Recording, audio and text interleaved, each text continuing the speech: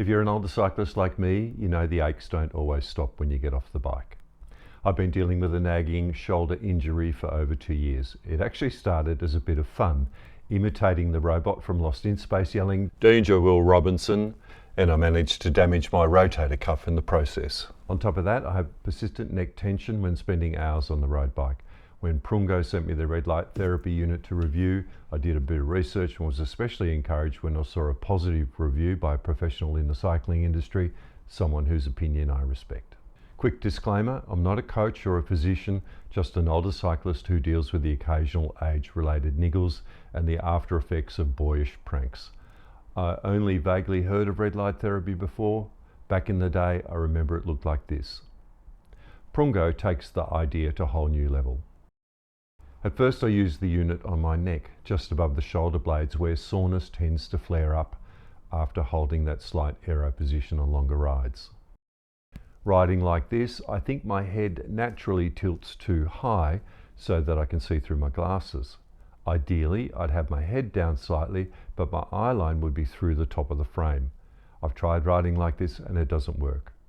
I've also wondered if my neck tension might be a secondary effect of the shoulder injury. Another issue I've been dealing with, mainly while riding, is soreness in my left hand. I've tried different riding positions, had 3 professional bike fits, made countless tweaks, and while it's nearly dialed in, the hand soreness has always been there. I suspect it's also related to the shoulder injury. After using the unit on my shoulder, I've been less aware of any soreness in my hand, and my main focus has been on my left shoulder, my real problem area. Prungo's devices use a combination of red and near-infrared light, deep infrared laser technology, specifically 850 nanometers, which is a unit of measurement used to describe the wavelength of light, not just regular LEDs.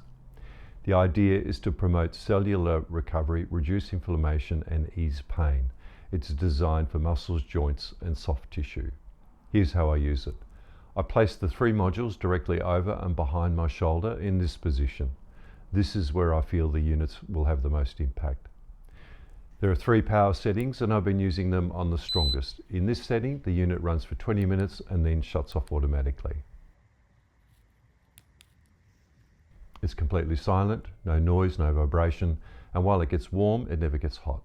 I typically use it in the morning while working at my desk and again at night while watching TV.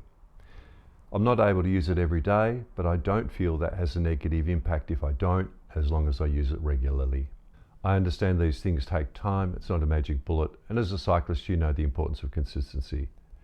These adjustable straps give you flexibility in where and how you use them. When the units are powered on, you can see the percentage of power that's left. You can charge the units individually, but I've only charged them in the case, which I found to be more convenient. Why it works? Prungo claims that for pain management, it improves circulation and reduces inflammation. Joint relief?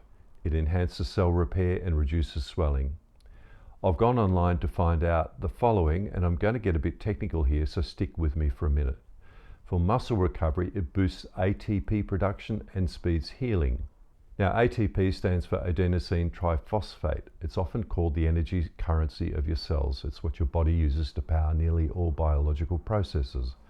Red light, especially at 850 nanometers, stimulates the mitochondria in your cells, the parts responsible for producing ATP. What I understand is that more ATP equals more energy for cells to repair, rebuild, and recover. The big test for me came during a recent 5-hour Gran Fondo ride. Normally, that soreness in my neck would creep in during or after the ride, but this time, nothing. In fact, I didn't even think about it until later. I also felt greater ease of movement in the shoulder. It's not perfect, but definitely improved. The unit packs neatly into a small travel case, which also charges the modules. I took it with me on the weekend trip to the Gran Fondo and used it both before and after my ride. It's not a miracle cure, but with regular use over a few weeks, it's brought relief without using painkillers or anesthetic creams. I've been careful with what I try on this injury, and honestly, I don't expect much from at-home recovery devices.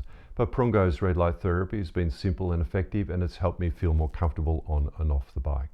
If you're dealing with chronic soreness or want to feel a bit looser and more mobile, this might be worth adding to your recovery toolkit. If you're interested in Prungo and red light therapy, you'll find the link and more information to Prungo in the description below. Cheers until next time.